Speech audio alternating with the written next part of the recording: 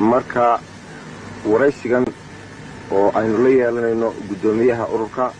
iyo gudoomiyihii hore ee ururka SSPF Maxamed Faarax Jimcaale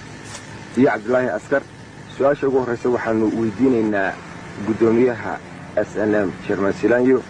waxaan ku weydiiyay Axmed inta aanu Cabdullaahi inoo gelin tafaasiisha dagaalka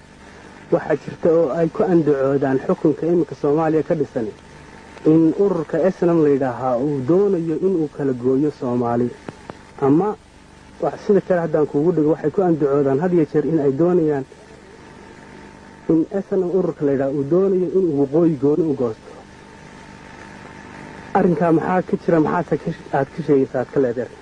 arrinta waxa weeye sida hadda u lahaa arrinta waxa ka jira waxa uu dunida iyo dawladaha iyo ummadda Soomaaliyeed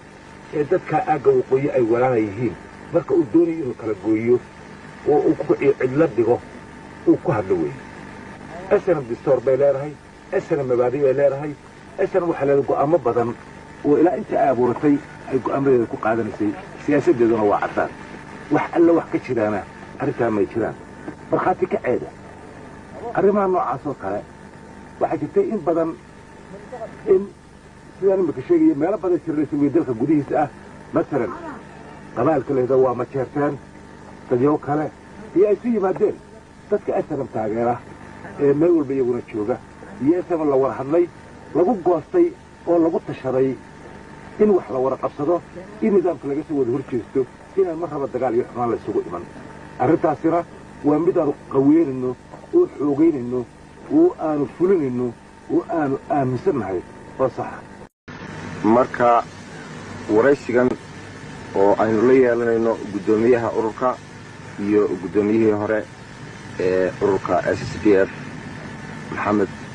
Faarax Jimcaale iyo Cabdullaahi Askar su'aasha ugu horeysa waxaanu weydiinaynaa gudoomiyaha SNM Chairman Silanyo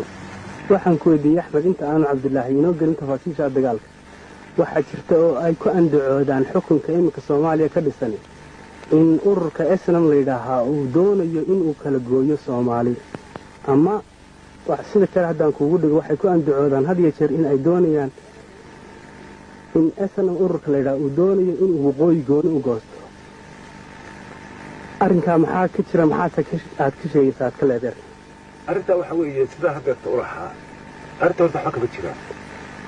waxa uu dunida iyo dawladaha iyo ummadda Soomaaliyeed ee dadka aaga waqooyi ay walaalayihiin marka uu doonayo inuu kala gooyo oo uu ku cidla dhigo uu ku hadlo weey